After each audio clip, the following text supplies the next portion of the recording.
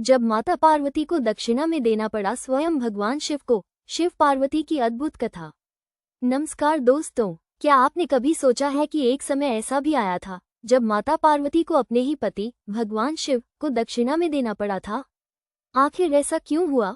क्या भगवान शिव सचमुच माता पार्वती से अलग हो गए थे और इस अद्भुत लीला के पीछे क्या रहस्य छिपा था? आइए जानते हैं। एक समय माता पार्वती ने एक तेजस्वी और श्रेष्ठ पुत्र की प्राप्ति के लिए भगवान शिव की आज्ञा से पुण्य व्रत का संकल्प लिया। पूरे 1 वर्ष तक उन्होंने अत्यंत श्रद्धा, भक्ति और कठोर नियमों के साथ इस व्रत का पालन किया। समय बीता और व्रत पूर्ण हुआ। यज्ञ समाप्त होने के बाद पुरोहित महर्षि सनय कुमार ने माता पार्वती से कहा, हे देवी, अब इस व्रत की पूर्णता के लिए मुझे दक्षिणा प्रदान कीजिए।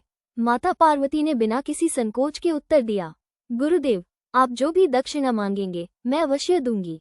लेकिन अगले ही क्षण जो हुआ उसने पूरे देवलोक को स्तब्ध कर दिया।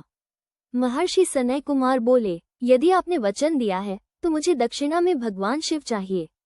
ये सुनते ही माता पार्वती के पैरों तले मानो धरती खिसक गई। उनकी आंखों से आंसू बहने लगे और वे मूर्छित होकर भूमि पर गिर पड़ी।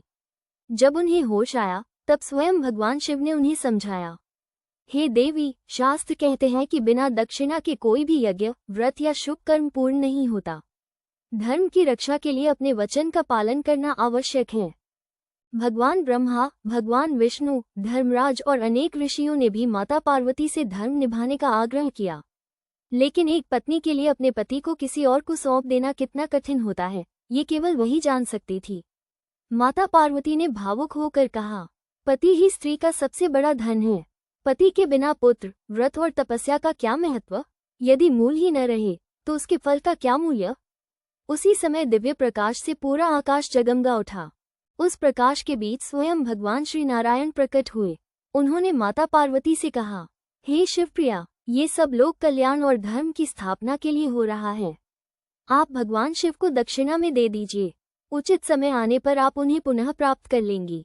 भगवान श्रीहरि की आज्ञा का सम्मान करते हुए माता पार्वती ने भारी मन से यज्ञ की पूर्णाहुति की और भगवान शिव को दक्षिणा स्वरूप महर्षि सनय कुमार को समर्पित कर दिया।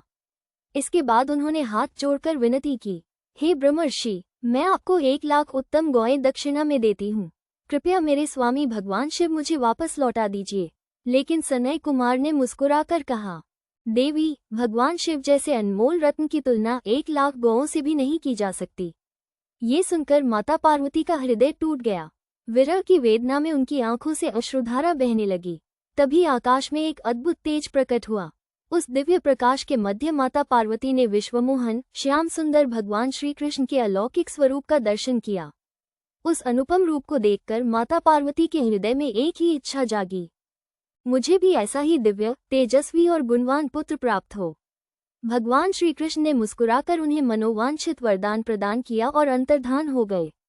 इसके बाद देवताओं और ऋषियों के अनुरोध पर महर्षि सनय कुमार ने भगवान शिव को माता पार्वती को लौटा दिया। भगवान शिव और माता पार्वती का पुनर्मिलन हुआ। समस्त देवताओं ने पुष्पवर्षा की और चारों ओर हर हर महादेव तथा जय माता पार्वती के जयघोष गूंज उठे।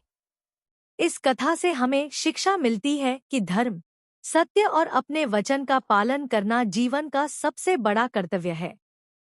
भगवान की प्रत्येक लीला के पीछे मानव समाज के लिए कोई न कोई गहरा संदेश अवश्य छिपा होता है। हर हर महादेव। अगर आपको भगवान शिव और माता पार्वती की ऐसी ही दुर्लभ और अद्भुत कथाएं पसंद है तो वीडियो को लाइक करें, अपने दोस्तों के साथ शेयर करें और हमारे चैनल को सब्सक्राइब करना न भूलें। ओम नमः शिवाय।